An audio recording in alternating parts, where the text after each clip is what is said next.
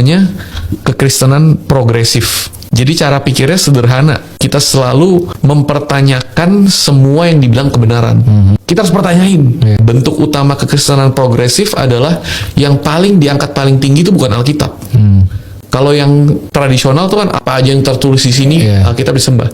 Kekristenan progresif, dan gue percaya ya, gue tidak percaya, dan ini akan disebut sesat oleh banyak orang Kristen. Gue tidak percaya bahwa Alkitab nggak pernah salah.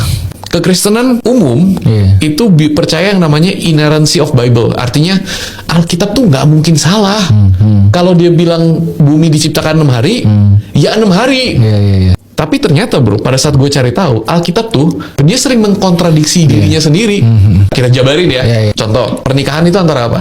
Antara pria dan wanita. Satu pria, satu wanita. Satu wanita. Bukan pernikahan. Semua yang berhubungan dengan itu, divorce, nggak boleh. Bahkan beberapa cara pikir yang, walaupun lu udah divorce secara hukum, tapi di mata Tuhan lu akan selamanya menjadi suami istri. Ada kan? Tapi kita lupa bahwa di buku yang sama, Tuhan memberikan Daud satu laki, istrinya ada 8. Di Alkitab yang sama, Salomo 1, istrinya sama selir-selirnya 1000. Jadi yang mana yang benar? Kekristenan progresif mengerti dan melihat bahwa Alkitab pun sering bertabrakan. Bahwa tidak semuanya itu menjadi satu patokan yang selalu dipakai Tuhan di setiap waktu. Kita harus melihat buku itu sebagai buku yang mungkin diinspirasi oleh Tuhan, tapi ditulis oleh manusia dan tidak bisa menjadi patokan hitam putih. Kayak kunci surga itu bukan di dalam buku yang namanya Alkitab, tapi semuanya bisa ditafsirkan secara progresif. Progresif artinya selalu diperbaharui. Jadi hari ini pun kita bisa mempertanyakan, berlaku atau enggak, beneran seperti itu atau enggak. Ya teman-teman, saat ini saya akan membahas sedikit mengenai pandangan dari kekristenan progresif ya, seperti yang ada di video yang kita sudah nonton sebelumnya ya. Nah ini saya sudah menulis kembali ya, pernyataan dari Brian Sawarta yang ada di video itu ya, untuk kita bisa melihat dengan jelas pandangan dari kekristenan progresif itu. Maka saya menulis kembali pernyataan Brian Sawarta dalam video itu ya. Saya akan meng-highlight beberapa poin di sini mengenai pandangan kekristenan progresif, khususnya pada bagian-bagian yang saya sudah beri warna kuning ini ya. Pandangan kekristenan progresif itu, mereka mengatakan bahwa Alkitab itu bukan yang paling tinggi ya. Jadi itu menurut mereka Alkitab bukan yang paling tinggi. Artinya kalau Alkitab bukan paling tinggi berarti ada standar lain bagi mereka, ada ukuran lain bagi mereka, ada patokan yang mereka gunakan selain daripada Alkitab itu sendiri. Nah, salah satunya yaitu mereka menggunakan perasaan dan logika manusia semata untuk menilai benar atau baik, salah atau buruk suatu perbuatan itu ya. Jadi itu pandangan mereka, Alkitab itu tidak berada pada otoritas paling tinggi. Tentu ini bertentangan dengan kekristenan ya. Jadi kekristenan progresif itu percaya bahwa Alkitab itu masih bisa salah ya. Itu menurut mereka. Nah, di dalam kekristenan yang secara umum percaya bahwa Alkitab itu tidak bisa salah ya. Nah, mengapa Alkitab tidak bisa salah? Nah, 2 Timotius pasal 3 ayat 16 berkata, segala tulisan yang diilhamkan Allah. Kata diilhamkan itu dalam teks aslinya itu theopneustos ya. Theopneustos itu berarti dihembusi oleh nafas Allah, dihembuskan oleh Allah kepada kurang lebih 40 penulis. Nah, jadi inspirator utamanya adalah Allah. Nah, sifat Allah itu maha benar. Jadi kalau Allah maha benar, bagaimana mungkin firman-Nya itu bisa salah? Nah, menurut Charles Ryrie, ya, kata diinspirasikan itu, dia mengibaratkan bahwa Allah mengawasi, ya, dalam tanda kutip, Allah mengawasi kurang lebih 40 penulis dalam 66 kitab itu. Jadi kalau Allah yang menjaga, mengawasi para penulis itu, tidak mungkin kitab itu salah. Karena Allah itu maha benar. Kalau Allah maha benar, jadi segala sesuatu yang dilakukannya tidak mungkin salah. Termasuk firman-Nya yang dia inspirasikan kepada penulis Alkitab. Nah, jadi kekristenan yang sehat menolak pandangan bahwa Alkitab itu masih bisa salah. Pada bagian berikut, dia mengatakan bahwa Alkitab itu sering kontradiksi atau sering bertabrakan. Untuk bagian ini ya perlu kita pahami bahwa penulisan kitab itu ditulis dengan budaya dan bahasa manusia. Ya, menurut Osborne ya, dalam bukunya Spiral Hermeneutika, firman Tuhan itu, Alkitab itu dibungkus oleh bahasa dan budaya manusia. Nah, jadi untuk mengerti, untuk memahami bahasa-bahasa yang sulit di dalam Alkitab, kita harus membuka bungkusannya itu. Artinya bahwa kita harus memahaminya melalui konteks bahasa dan budaya pada saat kitab itu ditulis. Jadi kalau ada bahasa-bahasa yang sulit atau ada kata-kata, kalimat yang kelihatan kontradiksi, seolah-olah kontradiksi, maka untuk memahaminya kita harus melihat konteksnya. Siapa penulisnya, kepada siapa pembacanya, bagaimana gaya penulisannya, jenis sastranya, gaya bahasanya, tata bahasanya, latar belakang sejarah, dan lain sebagainya. Jadi banyak hal yang harus kita lihat konteksnya. Nah, saya menilai bahwa Brian Shawarta ini kemungkinan tidak memahami ya prinsip-prinsip hermeneutika dalam Alkitab itu sendiri ya, dalam memahami Alkitab. Nah, jadi kemungkinan dia tidak memahami hal ini. Nah, kata-kata yang kelihatan bertabrakan dalam Alkitab itu malah justru melengkapi Alkitab itu. Ya. Jadi Alkitab itu unik ya dari kitab-kitab yang lain, berbeda dari kitab-kitab yang lain. Dia ditulis oleh kurang lebih 40 penulis. Nah, dengan latar belakang mereka yang berbeda-beda. Allah memakai 40 penulis ini ya dengan latar belakang budaya mereka berbeda-beda. Mengapa harus 40 penulis ya? Ya karena kebenaran itu kalau hanya satu orang yang menyaksikan itu masih dapat diragukan. Nah, kebenaran itu akan dipercaya jika ada dua saksi. Nah, tetapi Alkitab itu bukan hanya dua saksi saja, ada sekitar 40 orang yang menyaksikan dan menulis dalam gaya mereka masing-masing, tetapi menulis tentang Allah yang sama.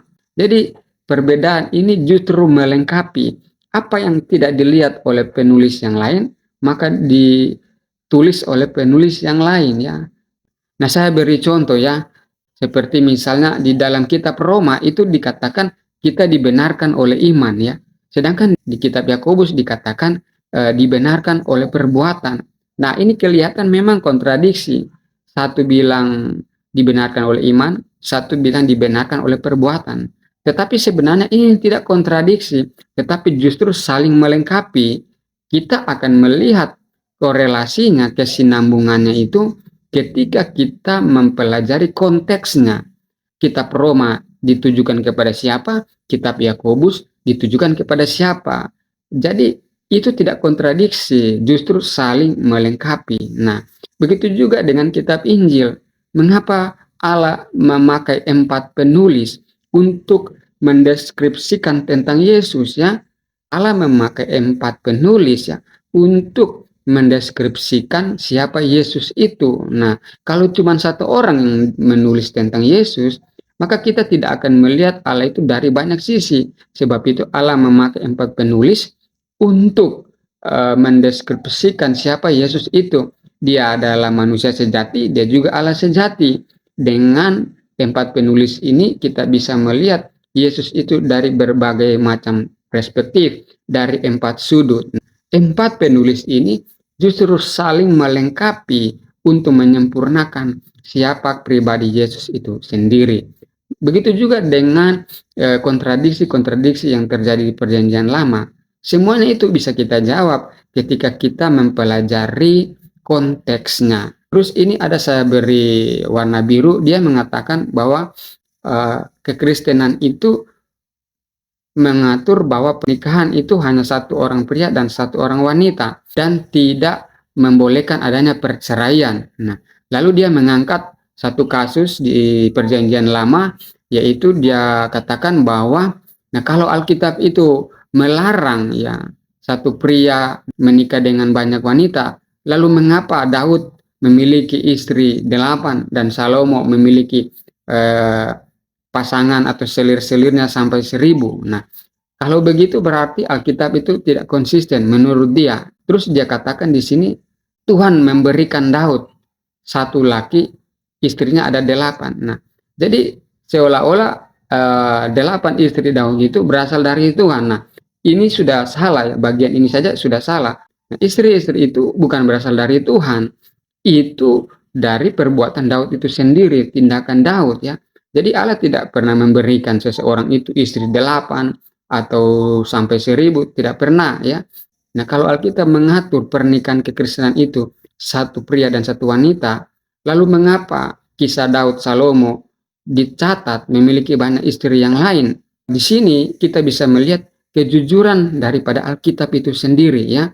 Alkitab itu satu buku yang jujur ya.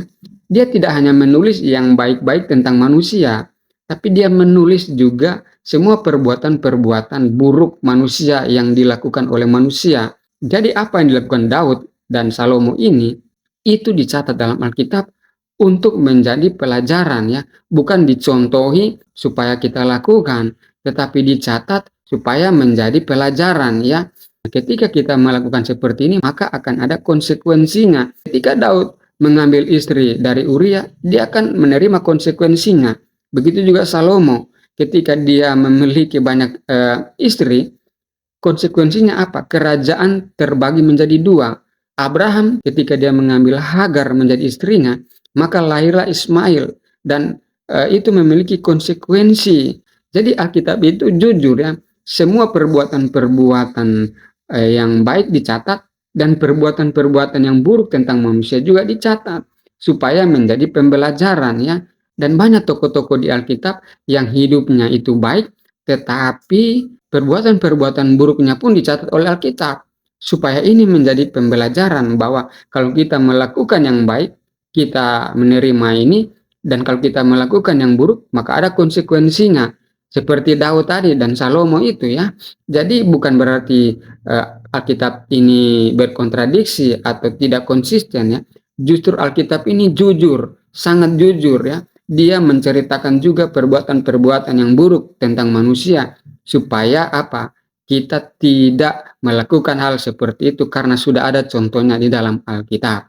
Nah, selanjutnya di sini dia mengatakan bahwa kita harus melihat buku atau Alkitab itu sebagai buku yang mungkin diinspirasikan Allah. Jadi bagi mereka Alkitab itu mungkin diinspirasikan oleh Allah. Nah, ini suatu hal yang bertentangan dengan kekristenannya. Kita percaya bahwa segala tulisan yang diilhamkan Allah, diilhamkan Allah. Jadi tidak ada kata mungkin. Kekristenan percaya bahwa Alkitab itu diilhamkan Allah. 2 Timotius pasal 3 ayat 16. Selanjutnya dia mengatakan bahwa tidak bisa menjadi patokan hitam putih. Jadi bagi mereka Alkitab itu bukan satu-satunya standar moral ya. Artinya bagi mereka ada standar moral yang lainnya ya. Salah satunya itu berdasarkan perbuatan baik, berdasarkan perasaan pikiran mereka sendiri. Implikasinya berarti bagi mereka Alkitab itu bukan satu-satunya kebenaran ya. Tapi ini juga bertentangan dengan firman Tuhan. 2 Timotius pasal 3 16 ya. Segala tulisan yang diilhamkan Allah bermanfaat untuk mengajar, menyatakan kesalahan, memperbaiki kelakuan. Jadi Alkitab standar moral yang penting, yang utama untuk memperbaiki kelakuan, itu berarti bicara tentang moralitas ya. Artinya Alkitab adalah satu-satunya standar moral bagi kehidupan orang percaya. Di luar itu kita tidak menerimanya ya. Selanjutnya dia mengatakan bahwa kunci surga itu bukan di dalam buku yang namanya Alkitab. Nah, jadi begini ya. Di dalam kekristenan yang sehat, percaya bahwa keselamatan itu anugerah Allah melalui iman kepada Yesus. Artinya jalan keselamatan itu hanya melalui Yesus. Yohanes 14 ayat 6 ya, Yesus katakan, "Akulah jalan dan kebenaran dan hidup." Nah, jadi jalan keselamatan satu-satunya itu melalui Yesus. Nah, artinya untuk ke surga itu hanya melalui Yesus. Nah, pertanyaannya adalah bagaimana kita bisa tahu tentang Yesus? Ya, jawabannya adalah melalui Alkitab. Kita bisa mengenal Yesus lewat Alkitab ya. Dalam Roma pasal 10 ayat 17 berkata, jadi iman timbul dari pendengaran dan pendengaran oleh firman Kristus.